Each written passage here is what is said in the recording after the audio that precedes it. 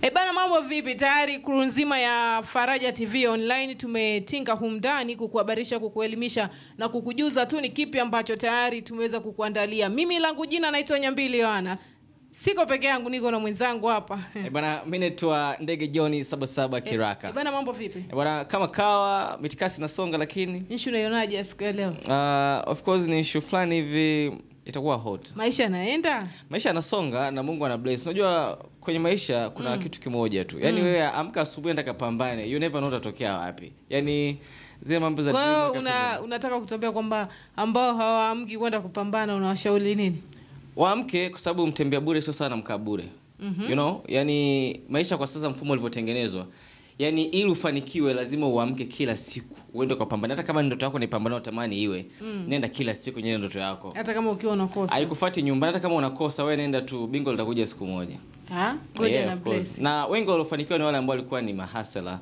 Yaani ili ufanikiwe kirahisi lazima utapoteza kirahisi sana. Easy come easy go. Unaweza kunitajia hustler mmoja ambaye tayari anakuinspire na wewe kuweza kufight, kuweza kupata 1 2 3? Among of them ni Donald Trump. Rais wa Marekani hustler sana. Kwa sababu stories zake zinaelezea wazo. Unajua mambo mwanzo alikuwa ni promoter wa mapambano ya WWE. Usende mbali sana zaidi sisi tukuhabarishe tu kwamba siku ya leo tumekuja na issue nzima ambayo kipindi hiki kinakuwa kinaluka kuanzia siku za Jumatano. Kila siku za Jumatano unakikuta kwa hewa. Tayari tunakuwa na mada mezani, tunaidadafua, tunawajuza na pia tuko kwa ajili ya kuelimisha jamii. Nakukumbusha pia kwamba unaweza ukasubscribe, ukalike, ukashare na kucomment kwenye channel yetu ya YouTube, lakini pia Instagram, Facebook, TikTok na X tunapatikana kama Faraja TV online. Unaweza ukatufollow pia. Kuna habari, kuna matukio, burudani na michezo vinaendelea huko. Bana, leo tuko na mada moja tu ambayo inasema kuhusiana na swala zima kwamba nikikumbuka kipindi cha nyuma issue nzima tulikuwa sisi sasa wamama. Wanawake, yani nazungumzia wanawake katika pati ya wanawake, tuliomba zile 50 kwa 50. Na natumaini zile 50 kwa 50 zikagawanywa. Zikagawanywa. Jambo likaitika, si ndio? Tukakubaliwa kwamba tayari zile 50 kwa 50 tuweze kugawanyika na wanaume. Kugawanywa wanaume 50 na sisi 50 kwa sababu tukiangalia kwamba hapo zamani wanaume tu majukumu yote yalikuwa ya kwenu, si ndio? Yaani tulikuwa tunasema ulikuwepo, unajua ule ulikuwa modume. Yaani kwamba mwanaume ndo of course ndo kichwa cha familia. Lakini mwanamke alikuwa anaonekana kama ni kiumbe ambacho hakina maamuzi ndani ya familia. Kwa maamuzi yote yalikuwa yanafanywa na mwanaume ama baba, ama kuna wakati watoto wa kiume kuna vitu walikuwa wanapatiwa tofauti na watoto wa kike. Mfano kama elimu. Tulikuwa tunaona kwamba watoto wa kiume ndio wanapelekwa shuleni zaidi na watoto wa kike wenyewe wanatakiwa ndio labda wakaolewe na vitu vingine kama hivyo, mabaki nyumbani kuwasaidia wazazi.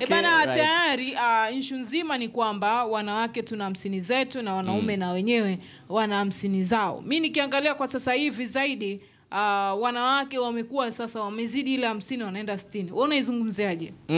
By the way, sio kwamba wanawake wamezidi ile 50. Of course tupo kwenye 50. Lakini when you talk about wanawake, yani wanawake ni kama wana sehemu nyingi sana za kusemea kuliko wanaume. Unajua sasa hivi tumefika hatua ambayo yani mwanaume anaweza kumgusa mwanamke kidogo tu, mwanamke asikia kakimbia dawati la jinsia. Na kinachokuja kutokea kwamba wanaume tunaonekana kwamba 50 kwa wanawake zimekuwa nyingi, tuseme labda wenyewe na 60 au 70 right now, ni kwa sababu yani mwanamke anasikilizwa kwa haraka zaidi kuliko mwanaume, kwa sababu tunaonekana kwamba sisi wanaume toka mwanzo mlishatu count ama wanawake shatu count. Kwa dunia sasa inaonekana kwamba yani wanaume tumeanza kuimba toka zamani kwamba ni wakatili. So kuna vitu vingi ukitazama wanaume tunafunikwa, wanawake wamekuwa juu sana na wana platform kubwa sana ya kuzungumza. Yani vyombo vya habari, iwe ni serikali, iwe taasisi zisizo za kiserikali, zile NGOs, wote wanazungumza swala moja la haki za mwanaume za mwanamke. That's inaonekana kama wanaume tumezidiwa power na wanawake. Lakini mimi nashukuru sana wanawake wameweza kuzitambua zile 50 kwa 50. Hadi sasa hivi tumevuka sasa ile 50 tunaelekea 60 70. Sikia sasa kwanza. Kwa sababu ukiangalia kwamba business nyingi wanazifanya wanawake. Wanaume ni wachache sana. Nadhani hilo unakubaliana na mimi. Yani biashara nyingi wanafanya wanawake. Mimi nitasema hivi, kwa sababu majukumu mengi tumeshagawana. Ndani ya nyumba unakuta unalipia ada, mimi nalipia usafiri. Kileta matumizi nyumbani, basi na mimi nafanya jingine. Si awe hapo lakini. Sio kwamba wanaume tunafanya biashara kwa uchache. Of course wanawake wameongezeka sana kwenye soko la kujishughulisha, lakini wanawake wengi wanafanya biashara zilizo ndogo ndogo. Most of them wanafanya biashara ambazo ni kubwa, ambazo sio za kuonekana kirahisi. Yaani unaweza kukuta mwanaume ana ofisi yake amekaa hapa, ni dalali, yeye kazi yake ni kukodisha vyumba maeneo mbalimbali. Kwa hiyo yuko hapa lakini biashara zake zinaingiza pesa ndefu, lakini mwanamke utamkuta huko sokoni anachakalika na mboga, anauza matunda. Achana na mboga na matunda sokoni. Asilimia kubwa ni wanawake, si ndio? Wanaume ni wachache sana. Tuseme twende pale mgodini Kibaga.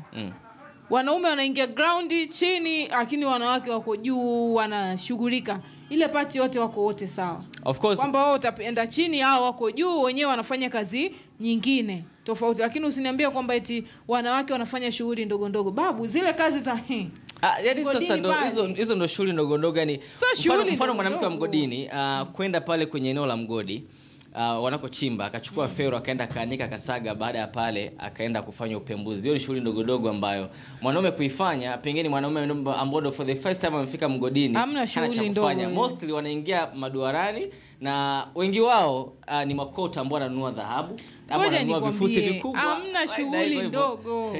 Mimi naamini shughuli zote ni shughuli tu. Kikubwa inakuingizia kipato, si ndio? Of course, yes. Ukisema kwamba eti wanaume ndio wanafanya shughuli kubwa kuzidi wanawake kwa sababu tuligawana 50 kwa 50, hiyo haiwezekani. Kwa sababu ukiangalia kwamba hata nikikutwisha leo beseni la ndizi, nikwambia tembea kama huyu mwanamke anavouza kwa kutembea nyumba kwa nyumba, ile ni kazi kubwa babu. Sisi wanaume vitu hatuna, tunataka biashara ambazo sasa ndio hivyo. Kwa hiyo tunakubaliana kwamba sasa hivi sisi wanawake tumezidi kidogo. Sio 50 tena, tumekufika hadi 60. No, yani sio kwamba mmezidi. Lakini sasa ukiangalia hata rais mwanamke, kwa hiyo of course rais ni mwanamke na tunalipenda kuonyesha usawa wa kijinsia katika taifa letu.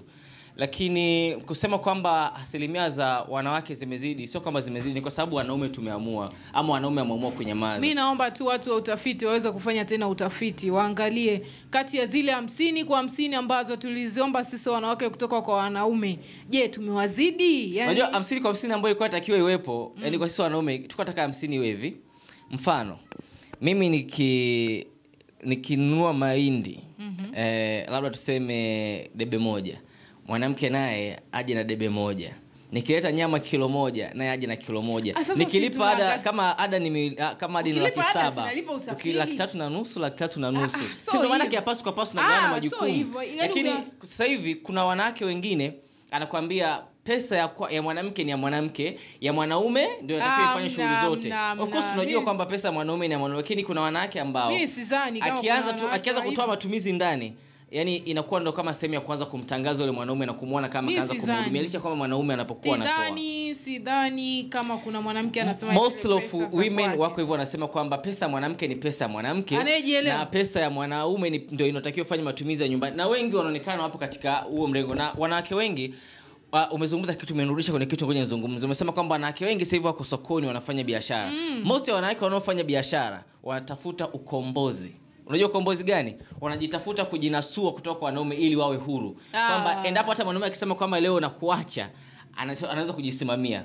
Wengi wanataka uhuru. Most ukiuliza tukwambia mimi mume wangu anipagi matumizi na something like hivyo. Na watu wameolewa na kuna wengine pia wameondoka kwenye ndoa. Ila wengi wanatafuta uhuru kwamba wakufanyaje kama kukonkwa na wanaume. Nimetumia Kiingereza cha ndani kidogo. Mtazamaji wa Faraja TV, kama unaendelea kutufuatilia kupitia YouTube channel, usisahau kusubscribe, like and comment. Tunasubiri comment yako tu, tuambie bana zile 50 kwa 50 kwa wanaume na wanawake. Je, wanawake zimezidi? Mimi kama mimi naona zimezidi kidogo. Tumewapiga kete wanaume. Mimi nasema ni kwa sababu wanaume tumeamua kunyamaza na kufunika midomo ili tusisumbuane na wanawake, na mwisho wa siku kwa sababu tunawapenda. Mungu alituagiza tuwapende, wao watuheshimu. Hivyo sisi kwa sababu tunawapenda tumeamua kunyamaza na wakalilia haki zao na tukawaachia. Unajua mtu unayempenda akililia haki yake, unamwachia ili awe huru. Akifurahi ndio unaona furahi. Alright? Mpaka hapa tulipofikia, tuseme tu hatuna la ziada. Time imekata. Ni kuombe tu endelea kutufuatilia ili kusudi uwe mwanafamilia wa Faraja TV online. Langu jina naitwa Nyambili Yohana. Tukutane tena siku nyingine. Bana, mimi naitwa Ndege John 77 Kiraka. That my name. Hello.